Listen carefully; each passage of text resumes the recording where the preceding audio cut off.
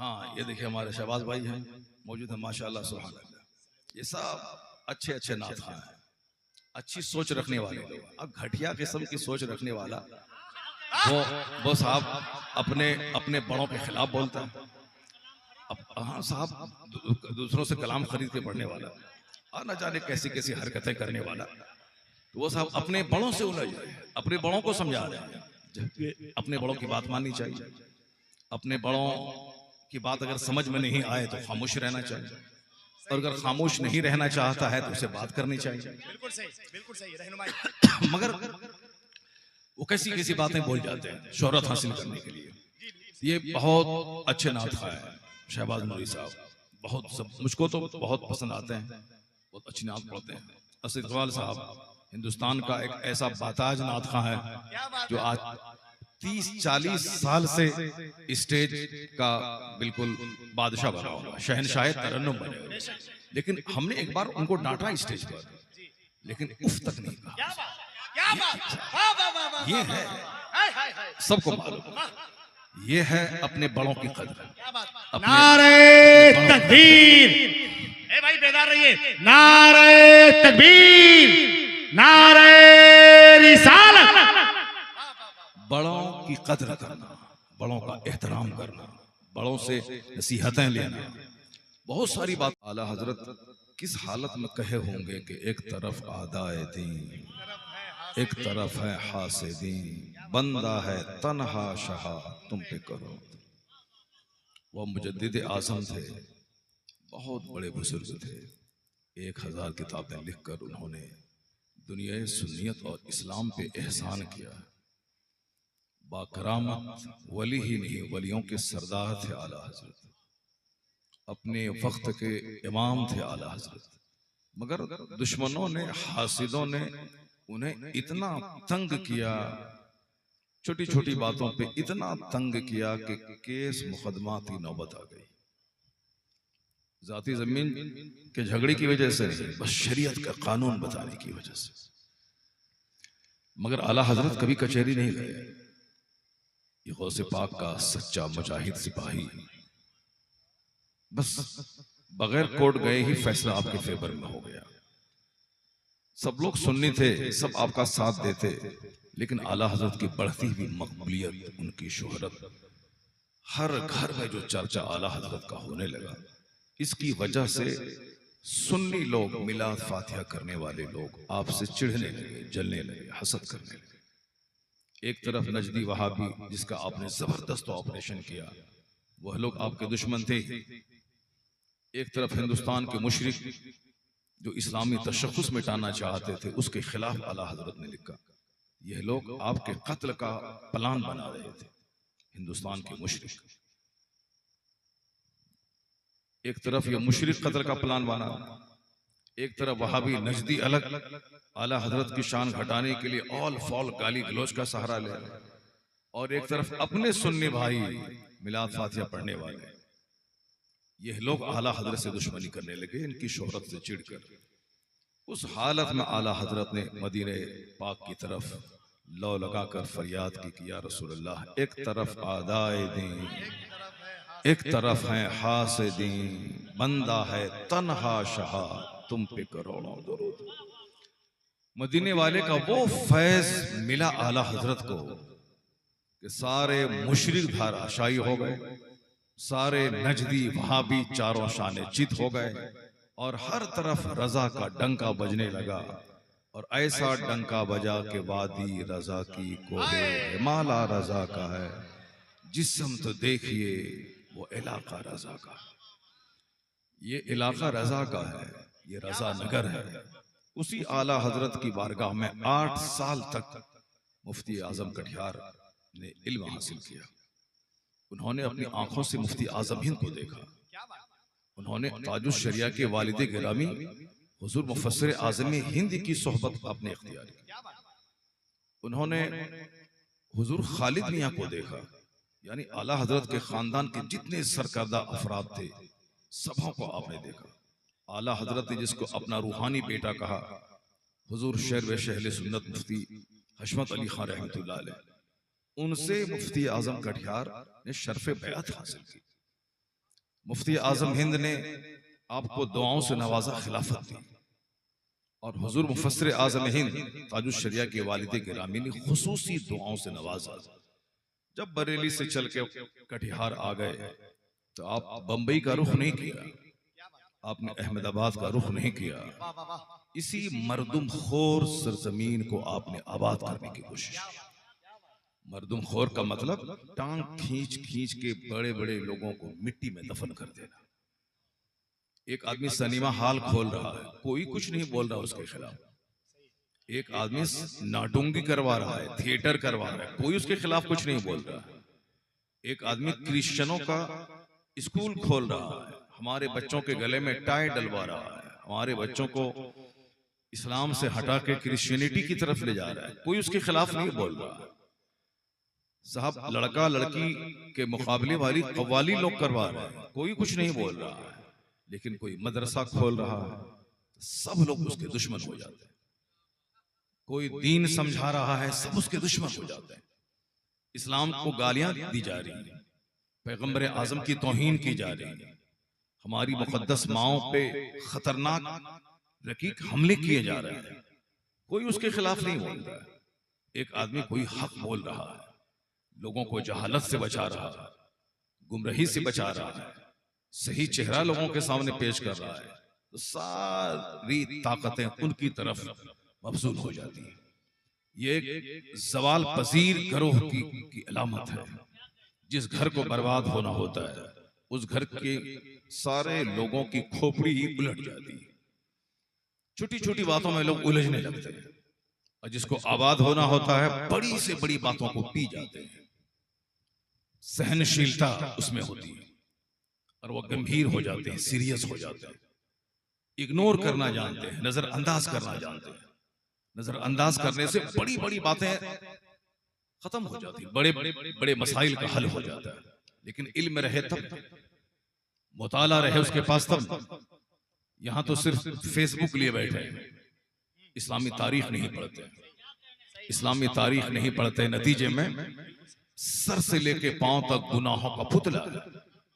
अब अगर उनको राह रास्त दिखाया जाए, वो है राह रास्त दिखाने वालों के खिलाफ हो जाते हैं।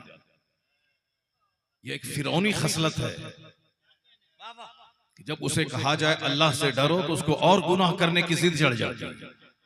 कुरान शरीफ में आया है कि वइज़ा क़ील लहु तक़िल्लाह अख़ज़तहुल इज़्ज़तु बिल इस्म। जब काफिरों से कहा जाता है कि अल्लाह से डरो, अत्याचार मत करो, जुल्म मत करो, उसको और गुनाह करने की जिद चढ़ जाती है। मोमिन की सिफत है कि जब उनसे कहा जाए अल्लाह से डरो, तो उनका सीना सॉफ्ट और नर्म हो जाता है, उनके रोंगटे खड़े हो जाते हैं, उनकी आंखों से आंसू के कतरे बहने लगते हैं।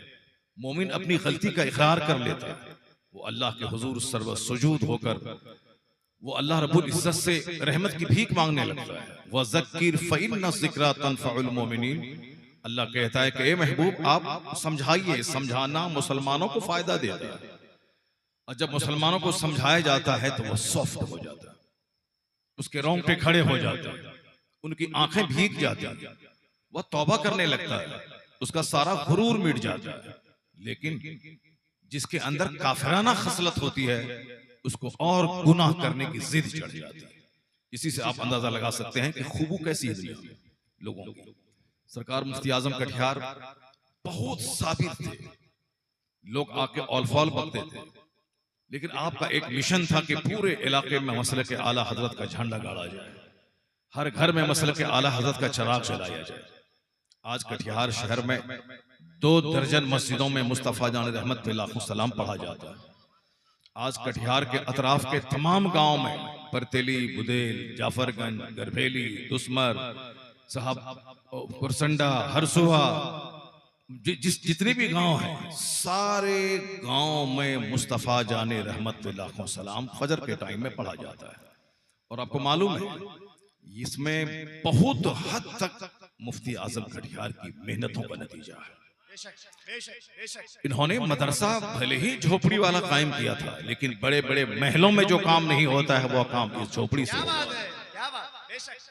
इस झोपड़ी में कई बार दस्तारी फसीलत दी गई। हिंदुस्तान के कोने कोने में यहाँ के फारिगीन काम कर रहे हैं, इनका रहन सहन बिल्कुल सिंपल और सादा था। ये तो बिल्कुल चट्टी पहना करते थे, मैंने वो दिन देखा है। चट्टी यानी वो लकड़ी वाली चट्टी, वो लकड़ी वाली चट्टी पहना करते थे। हवाई चप्पल तो बाद में पहनते थे, जिसको आप लोग खटपटी भी कहते हैं, खाड़ा खटपटी भी कहते हैं, वो पहनते थे। बिल्कुल सिंपल रहते थे, सिंपल खाना, सिंपल लिबास और बिल्कुल सिंपल सा कपड़ा पहनते थे, जो कि सादगी ईमान का हिस्सा है। इन्नल बज़ाज़त मिनल ईमान, हदीस में आया है कि सादगी ईमान का हिस्सा है। मुफ्ती आजम हिंद, मुफ्ती आजम कटिहार, चूंकि बड़े बड़े बुजुर्गों को देखा, उनकी बातें सुनी, उनके चेहरों को देखा, तो उनका नमूना बनकर इस झोपड़ी को आपने आबाद किया। आज नतीजा ये है कि आज हजारों लोग, जो आप आए, हम आए, सैकड़ों उलमा कराम आ गए, ये नात पढ़ने नहीं आए, सब मुफ्ती आजम कटिहार की मोहब्बत में आ गए, दुआएं लेने आए। यहां से दुआ मिलेगी, फिर पूरे हिंदुस्तान में फैलकर मसलक के आला हजरत की धूम मचाते रहे। ये नादिर जमाली साहब, ये सब अली रजा रहबर साहब है, ये लोग छोटे मोटे लोग नहीं, पूरा जलसा अकेले कर लेते हैं। साहब इश्तियाक फैजी हैं, महरूब मैकश हैं, साहब हमारे शबीर भाई हैं, सारे लोग दूर दराज से चल के आए, सब मुफ्ती साहब किबला की मोहब्बत में आ गए। मुफ्ती साहब किबला दुआएं देते हैं। अगर यकीन नहीं आए तो मैं कभी जब उलझन और परेशानी में पड़ता हूँ और इस इलाके से गुजरता हूँ, तो रात के 2 बजे 3 बजे किसी को खबर नहीं होती, मैं यहाँ आता हूँ और कुछ देर रहता हूँ, यहाँ से भरपूर एनर्जी लेके चला जाता हूँ। आज आपको मालूम है, हालांकि ऐसा करना नहीं था, मगर मेरे यारों ने मेरा चर्चा हमेशा गर्म रखने की कोशिश की है। हमेशा ये हम पर एहसान करते हैं कि हमको हमेशा गर्म रखना चाहते हैं। हालांकि मैं बिल्कुल सुस्त आदमी हूँ, मैं सॉफ्ट आदमी हूँ, मैं नॉर्मल आदमी हूँ। मुझको कहीं खानका मिल गई, कहीं मस्जिद मिल गई, कहीं मदरसा मिल गया, कहीं साहब तन्हाई में मैं तो चाहता हूँ कि अजमेर शरीफ चला जाऊँ, वहीं दिन गुजार लूँ, मैं क्लियर शरीफ में खानका बना लूँ। नारे तकबीर, नारे रिसालत, हुजूर साहिबे सज्जादा, शहजादे हुजूर फखरे बिहार, शहजाद गाने हुजूर फखरे बिहार, हजरत अल्लामा व मौलाना अहसन रजा साहिब किबला कादरी ज़ेबे सज्जादा।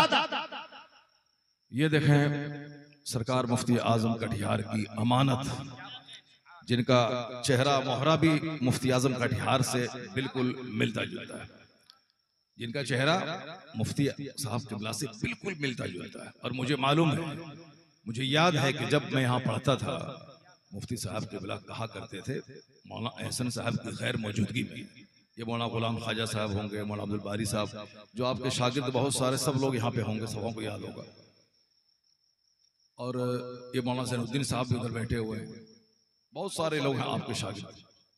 हाँ, अल्लाह ताला ने शफात फरमाए। ये मौलाना जावेद आसी साहब है, सारे लोग। मुफ्ती साहब किबला कहा करते थे, मौलाना अहसन साहब की गैर मौजूदगी में ये बिल्कुल वली लग रहा है। क्या बात है, क्या बात है, ये मेरा बेटा वली है। क्या बात है। उस वक्त तो हम लोग ऐसी बात को हल्के तौर पर ले लेते थे, बाप है बेटे की तारीफ कर रहे हैं, लेकिन संजीदगी के साथ जब गौर करते थे, पता चलता था कि आज मुफ्ती आजम कटिहार की करामत बनकर मौलाना अहसन साहब जलवा कर रहे हैं। सुभान अल्लाह, सुभान अल्लाह, माशाअल्लाह। ये देखने में बिल्कुल सिंपल सादे सादे हैं, मगर जो रांची से रिटायर्ड पागल आते हैं, वो इनके यहाँ अच्छे हो जाते हैं। कई बार ऐसे केसेस आए कि साहब उठ नहीं रहा है, खा नहीं रहे हैं, बिल्कुल अब मौत के मुंह में जा चुके हैं, लेकिन मुफ्ती आजम कटिहार का फैज लेकर मौलाना अहसन साहब ऐसी तरकीब करते हैं कि वहां से वो खड़ा होकर खाना खा के चला जाता है, मेला लगा रहता है। हम लोगों जैसे आदमी के पास एक बंदा नहीं आता, मगर इनके पास मेला लगा रहता है। हम लोग अमेरिका साहब, Pakistan, Dubai, Kuwait, Jordan, Hindustan के अलग अलग शहरों में जाते हैं, तब वहां लोगों से पहचान होती है, मगर मौलाना अहसन साहब अपने घर में रह करके वो काम करते हैं कि साहब लोग रांची से चले आ रहे हैं, लोग कलकत्ता से चले आ रहे हैं, लोग पटना से चले आ रहे हैं, लोग नेपाल से चले आ रहे हैं, हाजतमंद आते हैं, यहां से फैजियाब होकर चले जाते हैं। गोया इनकी करामत कम है, मुफ्ती आजम कटिहार की करामत ज्यादा है। मौलाना एहसन साहब की शक्ल में मुफ्ती गुलाम रसूल साहब क़िबला रहमतुल्लाह अलैह का फैज़ काम कर रहा। अल्लाह तबारक व तआला इनको लंबी उम्र अता फरमाए। मौलाना मसूद साहब हमारे क्लास फ्रेंड रहे, साथ में हम लोग पढ़ते रहे, यहाँ पढ़ते रहे, हमसे 1 साल वो सीनियर थे और ऐसे फ्रेंड क्लास फ्रेंड हम लोग हुए बस अब बुढ़ापे तक एक साथ हैं। जिस मदरसे में मैं प्रिंसिपल हूँ उस मदरसे में उनकी नौकरी है, जॉब है। अब 60-62 साल तक वो वहीं पर रहेंगे। यहाँ भी हम लोग बहुत साल तक रहे, साथ में रहे। हमको शायरी नहीं आती, मैं शेर कहना चाहता हूँ, एक बार कहा था मैंने कभी, मगर उसके बाद चूंकि उधर इंटरेस्ट ही नहीं रहा, दिलचस्पी नहीं रही, इसलिए मैं शायर नहीं बन पाया, दिलचस्पी नहीं रही। हाँ, ये देखिए हमारे शहबाज भाई हैं मौजूद है, माशाल्लाह सुभान अल्लाह। ये सब अच्छे अच्छे नात खां हैं, अच्छी सोच रखने वाले लोग। अब घटिया किस्म की सोच रखने वाला वो साहब अपने बड़ों के खिलाफ बोलता है। हाँ साहब, दूसरों से कलाम खरीद के पढ़ने वाला और न जाने कैसी कैसी हरकतें करने वाला, तो वो साहब अपने बड़ों से उलझ रहे हैं, अपने बड़ों को समझा रहे हैं। जबकि अपने बड़ों की बात माननी चाहिए, अपने बड़ों की बात अगर समझ में नहीं आए तो खामोश रहना चाहिए, और अगर खामोश नहीं रहना चाहता है तो उसे बात करनी चाहिए। बिल्कुल सही रहनुमाई। मगर वो कैसी कैसी बातें बोल जाते हैं शोहरत हासिल करने के लिए। ये बहुत अच्छे नात खां है शहबाज नूरी साहब, मुझको तो बहुत पसंद आते हैं, बहुत अच्छी नात पढ़ते हैं। असद इकबाल साहब हिंदुस्तान का एक ऐसा बाताज नात खां है जो आज 30-40 साल से स्टेज का बिल्कुल बादशाह बना हुआ, शहनशाह तरन्नुम बने हुए। लेकिन हमने एक बार उनको डांटा स्टेज पर, लेकिन उफ तक नहीं कहा। ये है, सबको मालूम, ये है अपने बड़ों की कदर। नारे तकबीर, ए भाई बेदार रहिए, नारे तकबीर, नारे रिसालत।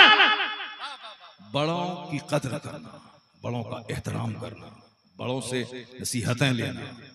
बहुत सारी बातें होती हैं, गुस्से में आदमी बहुत कुछ बोल जाता है, गुस्से में आदमी इस्लाह के लिए बहुत सारी बातें बोल जाता है। कौम बेराहगी की शिकार है, क्या क्या नहीं है समाज में, ज़िना, शराब, जुआ, सूद, सट्टा, क्या क्या नहीं है। उसके लिए जबरदस्त डिटर्जेंट चाहिए। इसलिए जहां 3 घंटे की तकरीर में जहां साहब हजारों बातें बोली जाती हैं, वहीं जबरदस्त सफाई के लिए कभी हार्ड और तल्ख जुमले भी बोले जाते हैं। और अगर इनको समझ में नहीं आता है तो हुजूर की वो हदीस की तशरीह में कर रहा था। आका फरमाते हैं, हदीस सुनिए और मैं इसको बार बार बोलता हूँ, जन्नत के मालिक है मुस्तफ़ा। जन्नत के मालिक क्या बोलते हैं? मैं यज़मल मा बैन रिजलै व मा बैन लहयै अज़मल लहु जन्ना। ये हदीस है, मोतबर हदीस। उस हदीस पाक में हुजूर क्या कहते हैं कि जो मुझको इस बात की जमानत दे दे, 2 चीज की जमानत दे दे, या 2 जबड़ों के बीच में जो जबान है, इस जबान से गाली, इस जबान से गलोच, इस जबान से गीबत, इस जबान से झूठ, न जाने क्या क्या लोग बकते हैं। हुजूर कहते हैं तुम अपनी जबान की सुरक्षा की गारंटी मुझको दे दो कि मैं इस जबान से झूठ नहीं बोलूंगा, मैं इस जबान से गीबत नहीं करूंगा, मैं इस जबान से दूसरों को ठगने की बातें नहीं करूंगा, चुगलखोरी नहीं करूंगा। यानी जबान की सुरक्षा की गारंटी मुझको तुम दे दो। और हुजूर कहते हैं ये 2 टांग के बीच में जो शर्मगाह है, मां बैन रिजलै, ये हुजूर कहते हैं जो 2 टांग के बीच में है, उसकी सुरक्षा की जमानत तुम मुझको दे दो। हदीस के अल्फाज हैं, मां बैन लहयै, ये दोनों जबड़ों के बीच की जबान और दोनों टांग के बीच का जो प्राइवेट पार्ट है, उसकी सुरक्षा की जमानत तुम मुझे दे दो। हुजूर कहते हैं अज़मल लहुल जन्ना, मैं उसको जन्नत की जमानत देता हूं, मैं उसको जन्नत की जमानत देता हूं। मैं कहता हूं खबीस मरदूद, इस हदीस पाक को तुम क्या कहेगा? इस हदीस पाक को अगर मैं पढ़ के सुनाऊं तो तुम क्या कहेगा? घटिया जबान इस्तेमाल कर रहे हैं, मुस्तफा से ज्यादा नफीस जबान किसी की नहीं हो सकती, हुजूर से ज्यादा एहसनुल कलाम कोई नहीं हो सकता। हुजूर का चेहरा सबसे खूबसूरत, हुजूर की बात भी सबसे खूबसूरत। आका अलैहिस्सलाम की बात पर आज बड़े बड़े फिलोसोफर तबसरा कर रहे हैं, फिर भी वो कहते हैं कि हुजूर की एक बात की तशरीह में हजारों किताबें लिखी जा सकती हैं, मगर फिर भी मुस्तफा की जो हिकमत है उस हिकमत के दरवाजे बंद नहीं हो सकते। इस कदर हिकमत से भरी हुई बातें मुस्तफा की होती है। जरा कान खोल के सुनो हुजूर ने क्या फरमाया। आका फरमाते हैं लौला बहाइमुन रुत्तउ, कभी नहीं सुने होंगे आप ये हदीस सुनिए। लौला बहाइमुन रुत्तउ व शयूखुन रुक्कउ व अतफालुन रुत्तउन, ये रुत्तउन रुक्कउन रुत्तउन ये शेर नहीं है, मगर हजारों शेर इसकी शेरियत पे कुर्बान है। क्या जबरदस्त बात हुजूर ने कही है। लौला बहाइमुन रुत्तउन व शयूखुन रुक्कउन व अतफालुन रुत्तउन लअज़ाब अल्लाह वाला रुस्सा रुस्सा। हुजूर फरमाते हैं कि अगर ये बेज़बान जानवर नहीं होते, द ग्रेजिंग एनिमल्स यानी ये चरने वाले जानवर बेज़बान, अगर ये नहीं होते और कमर जिसकी झुकी हुई है वो बूढ़े नहीं होते, हुजूर कहते हैं अगर ये दूध पीने वाले बच्चे नहीं होते तो अल्लाह ताला तुम्हें अजाब की रस्सी में जकड़ देता। एक हदीस में आया है कि आसमान से बारिश के एक कतरे अल्लाह नहीं बरसाता। आप कहते हैं कि मैं अपने बूढ़े माँ बाप को पाल रहा हूं, मगर ये हदीस पाक के अल्फाज कहते हैं कि तुम बूढ़े माँ बाप की वजह से पाले जा रहे हो।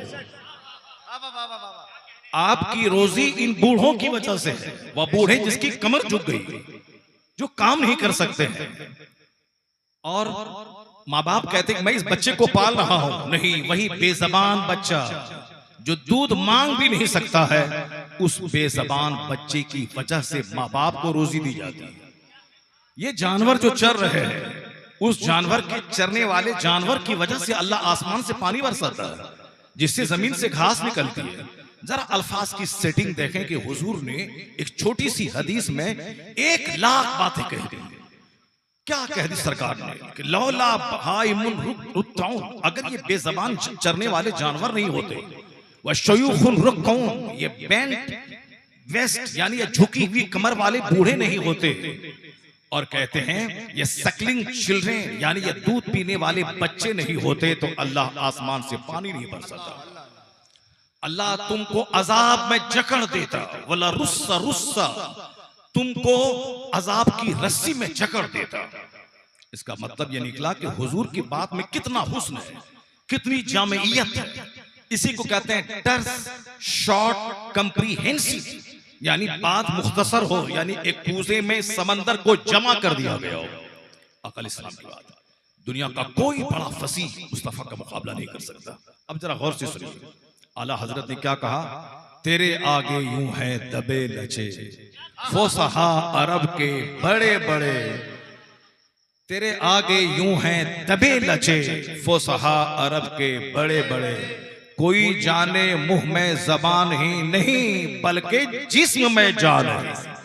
यानी ये बड़े बड़े रेटोरिशियन, बड़े बड़े फसीह मुस्तफा के सामने गूंगे हैं। हुजूर की बातों को सुनने के बाद ये अरब के बड़े फसीह, जिसको अपनी शायरी पे नाज था, जिसको अपनी फसाहत और बलागत पे नाज था, एक बहुत बड़ा रूम का शख्स, वो मस्जिद नबवी में उमर फारूक आजम के सिरहाने आकर के जोर जोर से कलमा पढ़ना शुरू कर दिया। आप जाग गए, कहा कौन? कहा मैं रूम का बहुत बड़ा मालदार भी हूं और बहुत बड़ा फसीह भी हूं मैं, मगर मैंने अभी एक शख्स की जबान से मैंने अरबी का एक कलाम सुना।